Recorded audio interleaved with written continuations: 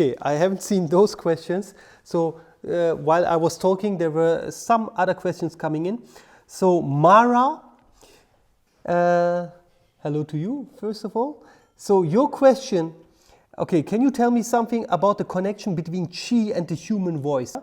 So, okay, what do those or your insights tell about the voice and its need to sing? Okay, so as you know, I'm not the right person to answer this because I have no any experience with voice, and I wouldn't, or with, let's say, with singing, and I have never practiced my voice, so it would be, everything would be wrong when I answer now. But inside, there's a guy sitting there, Claudio Mansari. I'm gonna call him, even though I think he don't want to come here. I'm gonna call him because questions I can't answer, I really don't want to answer, but I can always ask somebody. Where is this guy? Okay, guys, he said to me just now that he want to do an extra video for that. Not now, he want to do an extra video, right, Claudio? No? Why? Okay, so he will do an extra video. Okay, now I say it to you. He will do an extra video for you, not only for you, Mara, but for all of you, and concerning this topic. Because he's a practitioner of Qigong and he's also a practitioner of voice.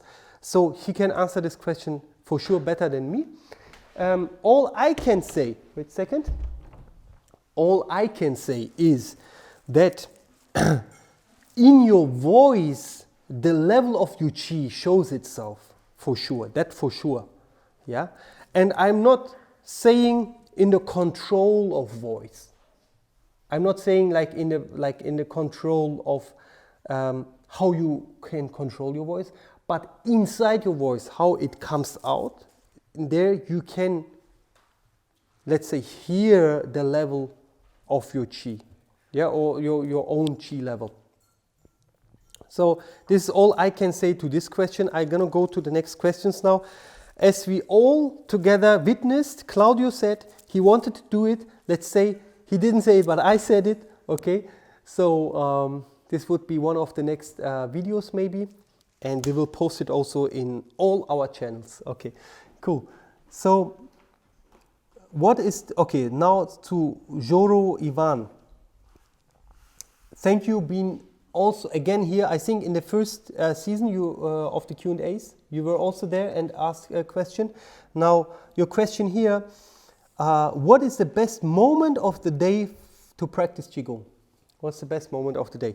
So basically, there is no special moment for Qigong. As everybody, if you guys know my teachings of Neigong, my 9 levels of Neigong, the first level of Neigong is gathering Qi. And as you know, when I teach it, I say it, every human being does that. Every human being works like gathers Qi, consciously or without consciousness. And therefore, there is no special time for that, because since you are born and before you are born, you are gathering Qi. So, how could be that, let's say, in some hours of the day you don't gather Qi and in the other hours you gather Qi? This is not logically to me. Yeah. So therefore, first of all, in every hour of the day, 24 hours you gather Qi and you exchange Qi. But if you now go into the consciousness, how to consciously work on that, then I must ask you, what kind of Qigong? If you ask generally, yes, we say the yang times are very important. Peace, see you, snip, snap, tick, tack. So the yang times are more important than the yin times. Again, depending on what kind of Qigong you do. But basically, yeah, basically we say the hours from, let's say, the night on, before it is like before the sunrise, and let's say 2 hours before sunrise, up to the noon. Let's say 1 hour before noon is the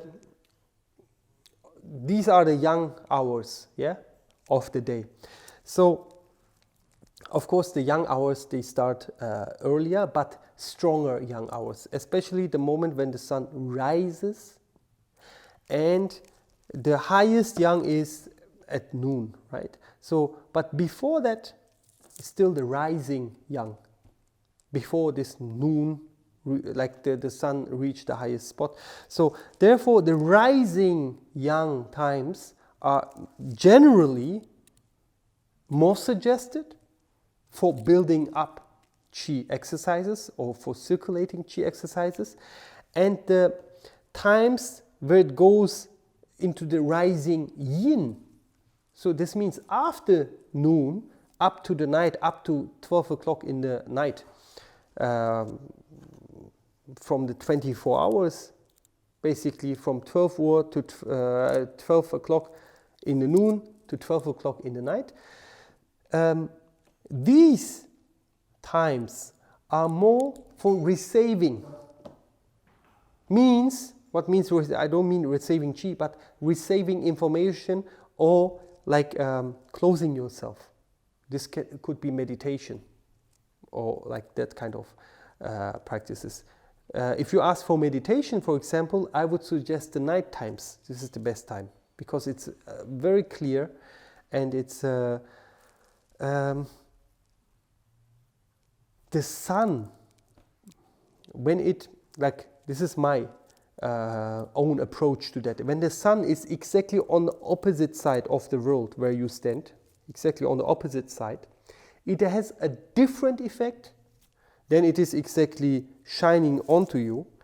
Therefore, meditation is at that times more suggested by myself, more suggested than in the times where the sun is exactly above you and shines strongly.